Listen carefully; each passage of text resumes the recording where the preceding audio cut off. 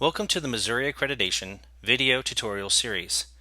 This video is going to focus on the next step in the process of accreditation, in which we will discuss the self-scoring studies.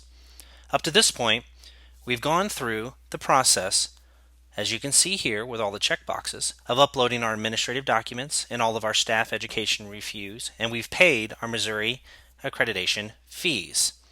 You have to have those fees paid in order to move on to this step. As you can see here, we have a listing of 1, 2, 3, and 4 steps that must take place for scoring our self-studies. On the right-hand side, it indicates that the program director, me in this case, is the one that has to walk through this process. I also have the due dates for each one of these steps. Go ahead and click the first step that we need to do in verifying our enrollment numbers and other program information.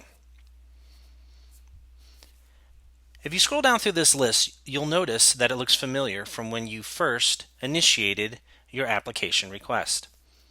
It has all of the information about your facility, how many staff work for you, what your DVN number is, what type of facility you are, all of the different rosters and classroom types that you have. And as you note that here, it associates both staff members and classrooms. You'll want to review over each one of these and make sure that it is accurate and properly reflects your current status. You click on Edit or Manage buttons to change it and update. Once you have all of this information verified and updated, up here at the top you'll want to choose Click to confirm that this task is complete. If we scroll down onto our overview, notice we now have a checkbox. Our next step is to complete all of the required self-studies. Let's click that. Here are our self-study options. These are the available self-studies.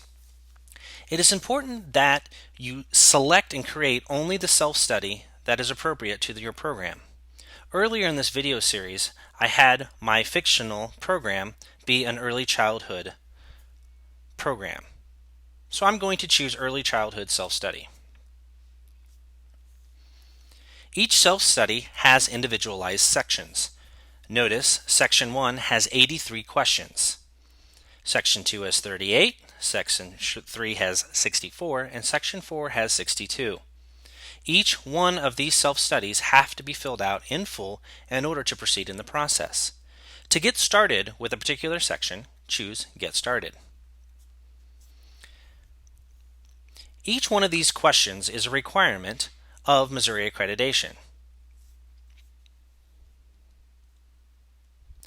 When scoring your self-study, for each one of the questions, you will either select a 1 or a 2.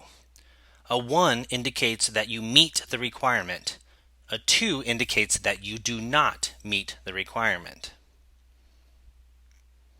For time purposes, I've went ahead and completed all of my self-study information and entered my comments.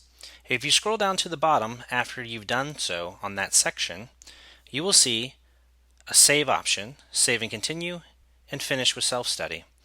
In this case, it's section 1, so I need to move on to the next section, so I'm going to choose save and continue.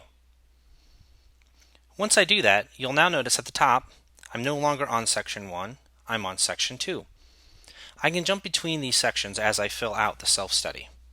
I'm going to go ahead and get busy filling out my self-study, and then I'll circle back around with you here in a moment. So at this point, I've completed all of the sections of my self-study. See here I'm on section 4, and all of my answers have been in place.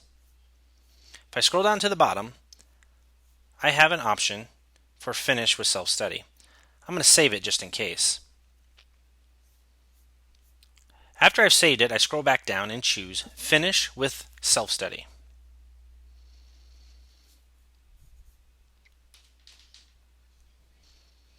On this page, it indicates that I've completed all my required self-studies, and I'm going to choose Finish with Self-Studies.